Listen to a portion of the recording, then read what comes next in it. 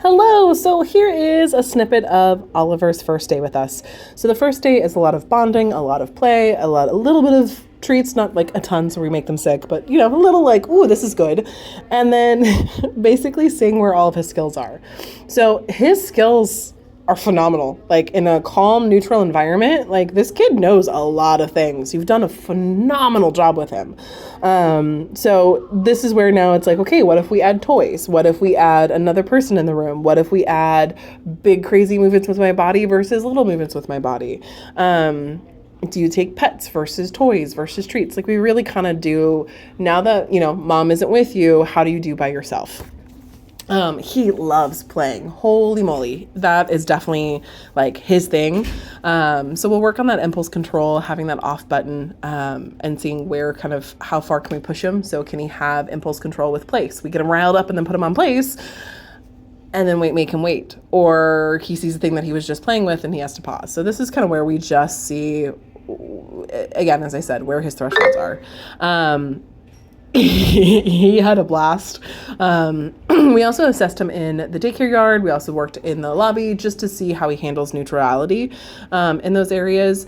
I'm not too focused on pushing new commands or new expectations. It's truly just seeing what will he offer me and what will he take in forms of communication. So if I make a kissing noise or a clicking noise, do I step into him? How does he respond? Does he take it well? Does he not take it well? He is a little head shy. So if I were to do, like, it sounds not funny, but like the pity bongos where, you go like to give him a hug and then you do like the donk, donk, donk, donk, donk with their, like you give him a pat and they're like little bongos. If you don't understand what I'm saying, I'm so sorry. That doesn't make any sense. But, if I were to do big, like, yeah, pat, pat, pats, he was like, that's a lot. But then if I did chest rubs, he was like, oh, yes, please, more please. So I really trying to see what he felt comfortable with and what he didn't. By the end, he was just happy. Like, he was just a happy dog to play and to engage and to think.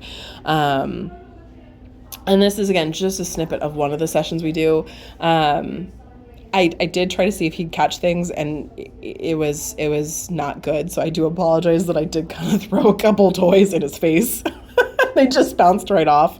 I also threw some treats at his face. Also, they bounced off.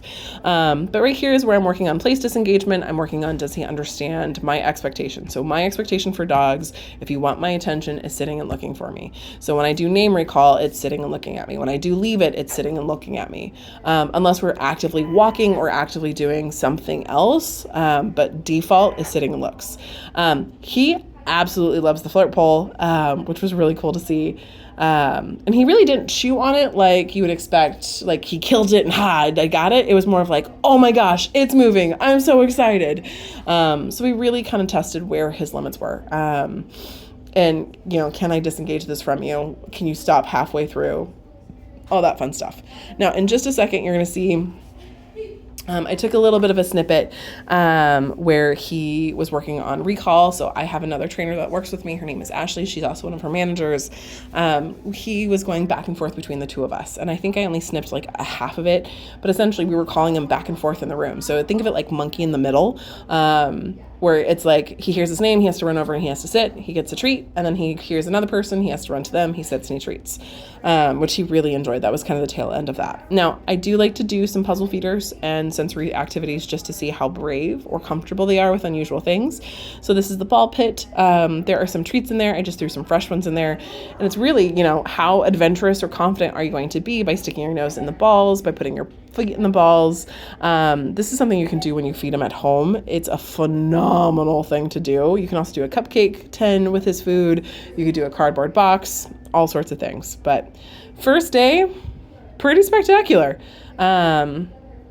He's a cute kid. Man, I'm excited to work with him. Let me know if you have any questions and we'll go from here.